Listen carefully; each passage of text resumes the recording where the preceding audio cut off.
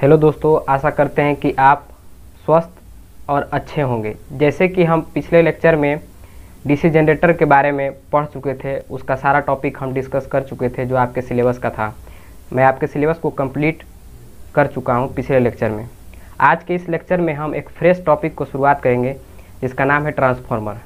इस टॉपिक में, इस लेक्चर में हम ट्रांसफार्मर के बारे में जानेंगे। व्हाट इज ट्रांसफार्मर, ट्रांसफार्मर क्या होता है, ट्रांसफार्मर के फीचर या ट्रांसफार्मर के कुछ इंपॉर्टेंट पॉइंट के बारे में जानेंगे, और साथ ही साथ टाइप ऑफ ट्रांसफार्मर। ये 3 टॉपिक आज हम इस लेक्चर में डिस्कस करेंगे। हमारा पहला टॉपिक ट्रांसफार्मर है। ट्रांसफार्मर क्या होता है, व्हाट इज ट्रांसफार्मर। तो ट्रांसफार्मर एक स्टैटिक डिवाइस है जो कि इलेक्ट्रिक पावर को ट्रांसफ़र करता है एक सर्किट से दूसरे सर्किट में magnetically, without changing it's frequency. बिना उसके फ्रीक्वेंसी को चेंज किए हुए वह इलेक्ट्रिक पावर को एक सर्किट से दूसरे सर्किट में ट्रांसफ़र करता है। उसे हम ट्रांसफार्मर कहते हैं। मतलब वैसा डिवाइस जो इलेक्ट्रिक पावर को एक सर्किट से दूसरे सर्किट में मैग्नेटिकली ट्रांसफ़र करे बिना उसके फ्रीक्वेंसी को चेंज किए हुए, तो उस डिवाइस को हम ट्रांसफार्मर कहते हैं। ट्रांसफार्मर जो है वो 2 वाइंडिंग से बना हुआ होता है। इसमें एक मैग्नेटिक कोर होता है जो कि सिलिकॉन स्टील का बना हुआ होता है। यह फिगर है ट्रांसफार्मर का। Next, some important point about transformer. Transformer के बारे में कुछ इम्पोर्टेंट पॉइंट। ट्रांसफार्मर को हम कांस्टेंट फ्रीक्वेंसी डिवाइस कहते हैं, क्योंकि जितना भी हम इनपुट साइड में या जितना भी हम प्राइमरी साइड में फ्रीक्वेंसी डालेंगे, उतना ही फ्रीक्वेंसी हमें आउटपुट साइड में या सेकेंडरी साइड में प्राप्त होगा। इसीलिए इसको हम कांस्टेंट फ्रीक्वेंसी डिवाइस भी कहते हैं। दूसरा पॉइंट है it is constant power device. इसको हम कांस्टेंट पावर डिवाइस कहते हैं, क्योंकि इनपुट में हम जितना पावर देंगे उतना ही पावर हमको आउटपुट में मिलेगा। जैसे कि अगर हम इनपुट में 60 वाट का पावर देते हैं, तो 60 वाट का पावर देने के लिए हम 20 वोल्ट अप्लाई करते हैं और 3 एम्पियर का करंट अप्लाई करते हैं, तो वहाँ पर 60 वाट मिल जाएगा इनपुट में। जबकि वही इनपुट अगर हमें आउटपुट में 20 एम्पियर का करंट चाहिए, तब जो वह ट्रांसफार्मर है वह 20 एम्पियर का करंट तो देगा, बट आउटपुट में हमको 3 वोल्ट देगा। तभी तो 20 × 3 हम करेंगे जब 60 हो जाएगा, 20 × 3 करेंगे तो 60 वाट हो जाएगा। इसीलिए ट्रांसफार्मर जो है वह कांस्टेंट पावर डिवाइस है। जितना पावर हम इनपुट में देंगे उतना ही पावर हमको आउटपुट में प्राप्त होगा। ट्रांसफार्मर के पास 2 वाइंडिंग होता है। पहले वाइंडिंग को हम प्राइमरी वाइंडिंग कहते हैं, दूसरा वाइंडिंग को हम सेकेंडरी वाइंडिंग कहते हैं। Both winding are electrically isolated. दोनों वाइंडिंग जो होता है वो इलेक्ट्रिकली आइसोलेटेड होता है, इलेक्ट्रिकली कनेक्टेड नहीं होता है, बट मैग्नेटिकली कनेक्टेड होता है, लेकिन मैग्नेटिकली वह कनेक्टेड होता है। ट्रांसफार्मर का both winding are magnetically couple. Transformer में जो दोनों वाइंडिंग है वो मैग्नेटिकली कपल्ड होता है, इसीलिए ट्रांसफार्मर को मैग्नेटिक कपल्ड सर्किट भी कहते हैं। जैसे कि देखिए यहाँ पर यह ट्रांसफार्मर का फिगर है, जिसमें देखिए N1 जो है प्राइमरी साइड है और N2 जो है वो सेकेंडरी साइड है। तब यहाँ प्राइमरी साइड में अगर फ्लक्स जो प्रोड्यूस होगा वह फ्लक्स सेकेंडरी साइड में लिंक होता है आयरन कोर के थ्रू। आयरन कोर की मदद से जो प्राइमरी साइड में फ्लक्स प्रोड्यूस होता है वो सेकेंडरी में लिंक होता है। लेकिन ये जो लिंकिंग हो रहा है वो इलेक्ट्रिकली नहीं हो रहा है, मैग्नेटिकली हो रहा है। इन दोनों, पहला जो बाइंडिंग है और दूसरा बाइंडिंग में किसी भी तरह का इलेक्ट्रिकल कनेक्शन नहीं है, लेकिन यह मैग्नेटिकली कनेक्टेड है, क्योंकि इसका फ्लक्स इसमें लिंक हो रहा है। N1 का फ्लक्स N2 में लिंक हो रहा है और N2 का फ्लक्स N1 में लिंक हो रहा है। दोनों का फ्लक्स एक दूसरे में लिंक होता है, इसीलिए यह मैग्नेटिकली लिंकिंग होता है। इसमें मैग्नेटिकली कपलिंग होता है, लेकिन इलेक्ट्रिकली कपल्ड नहीं होता है। It is a static device. यह एक स्टैटिक डिवाइस है।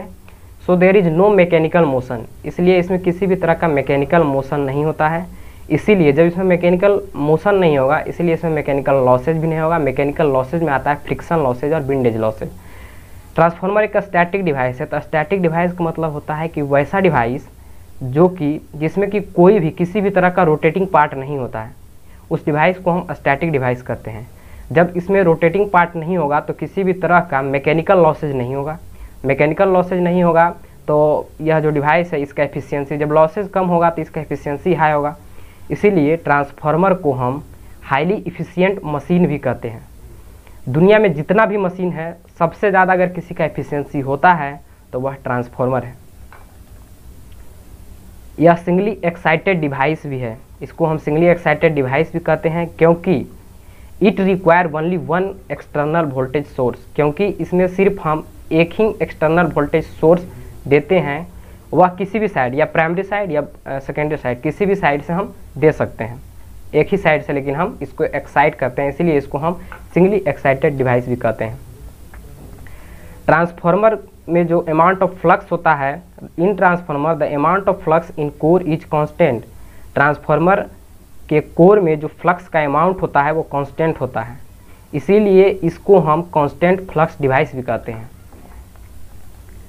ट्रांसफार्मर को हम पैसिव डिवाइस भी कहते हैं क्योंकि यह पावर को चेंज नहीं करता, it does not change the power. Transformer is a passive device. Transformer को हम पैसिव डिवाइस कहते हैं क्योंकि it does not change the power level, क्योंकि यह पावर लेवल को चेंज नहीं करता है। ट्रांसफार्मर जो है फिल्टर की तरह भी काम करता है। ट्रांसफार्मर फिल्टर की तरह भी काम करता है क्योंकि यह डीसी को ब्लॉक कर देता है और एसी को पास कर देता है। डीसी को ब्लॉक करता है, इसका मतलब हुआ कि जब हम ट्रांसफार्मर में डीसी अप्लाई करेंगे तो उसके प्राइमरी साइड का जो कॉइल होता है वो बर्न हो जाता है और सेकेंडरी साइड का, प्राइमरी साइड का कॉइल बर्न हो जाएगा, जिसके कारण वो ट्रांसफार्मर जो है वो वर्क नहीं करेगा। ट्रांसफार्मर को हम नेगेटिव फीडबैक सर्किट भी कहते हैं। ट्रांसफार्मर जो है नेगेटिव फीडबैक सर्किट की तरह भी कार्य करता है क्योंकि यह लेंज लॉ को सेटिस्फाई करता है, इसीलिए यह नेगेटिव फीडबैक की तरह भी काम करता है। हमारा नेक्स्ट जो पॉइंट, नेक्स्ट और सबसे लास्ट पॉइंट जो था वो टाइप ऑफ ट्रांसफार्मर था। ट्रांसफार्मर के कितने प्रकार होते हैं, तो ट्रांसफार्मर के उसके कंस्ट्रक्शन के आधार पर ट्रांसफार्मर को दो पार्ट में बांटा गया है, कोर टाइप ट्रांसफार्मर और shell type transformer. Core type transformer में होता है, इसमें बाइंडिंग को हम दो लिम्ब पर डालते हैं। फर्स्ट लिम्ब जो होता है उसको प्राइमरी लिम्ब कहते हैं और दूसरा लिम्ब जो होता है वो सेकेंडरी लिम्ब होता है। इसमें जो फ्लक्स जो इंड्यूस होता है प्राइमरी साइड में, वो सेकेंडरी में जो लिंक करता है उसका वैल्यू कम हो जाता है, क्योंकि यहाँ पर एयर गैप होने के कारण जो फ्लक्स है वो लीक कर जाता है। इसके कारण प्राइमरी में जो इंड्यूस ईएमएफ होता है वो सेकेंडरी में कम्प्लीटली लिंक नहीं होता है।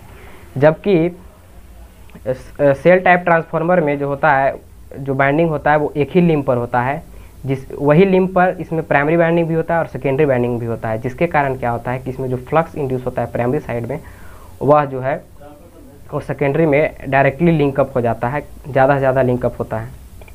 अकॉर्डिंग टू एप्लीकेशन के आधार पर ट्रांसफार्मर जो है वो तीन टाइप का होता है, पावर ट्रांसफार्मर, डिस्ट्रीब्यूशन ट्रांसफार्मर और ऑटो ट्रांसफार्मर। पावर ट्रांसफार्मर को हम जनरली सब स्टेशन में देखते हैं। डिस्ट्रीब्यूशन ट्रांसफार्मर जो होता है उसको हम अपने गली मोहल्ले, जो जिससे हमारे घरों का सप्लाई मिलता है, वो डिस्ट्रीब्यूशन ट्रांसफार्मर होता है। और तीसरा ऑटो ट्रांसफार्मर होता है। अकॉर्डिंग टू सप्लाई के आधार पर ट्रांसफार्मर को दो पार्ट में बांटा गया है, सिंगल फेज और थ्री फेज। सिंगल फेज में देखिए 2 बूसेज होता है, जबकि थ्री फेज में 6 बूसेज होगा। एक फेज सिंगल फेज है तो 2 बूसेज है, थ्री फेज है तो 6 बूसेज होगा, 6 बूसेज होगा। नेक्स्ट जो हमारा है वो अकॉर्डिंग टू मेजरमेंट और इंस्ट्रूमेंट और मेजरमेंट के आधार पर जो ट्रांसफार्मर को हम 2 पार्ट में बांटते हैं, करंट ट्रांसफार्मर और पोटेंशियल ट्रांसफार्मर। यह करंट ट्रांसफार्मर है, यह पोटेंशियल ट्रांसफार्मर। दोनों ट्रांसफार्मर को आप जो पावर ग्रिड होता है वहाँ पर आप देख सकते हैं, दोनों ट्रांसफार्मर आपको दिखेगा। यह था मेरा आज का लेक्चर। आशा करते हैं कि आपको अच्छा लगा होगा। अगर अच्छा लगा तो लाइक करें, सब्सक्राइब करें और ज़्यादा से ज़्यादा लोगों को फॉरवर्ड करें, ताकि जितना भी आपके बैचमेट हैं उनको मदद मिल सके। अगले लेक्चर में हम ट्रांसफार्मर के कंस्ट्रक्शन और वर्किंग को देखेंगे।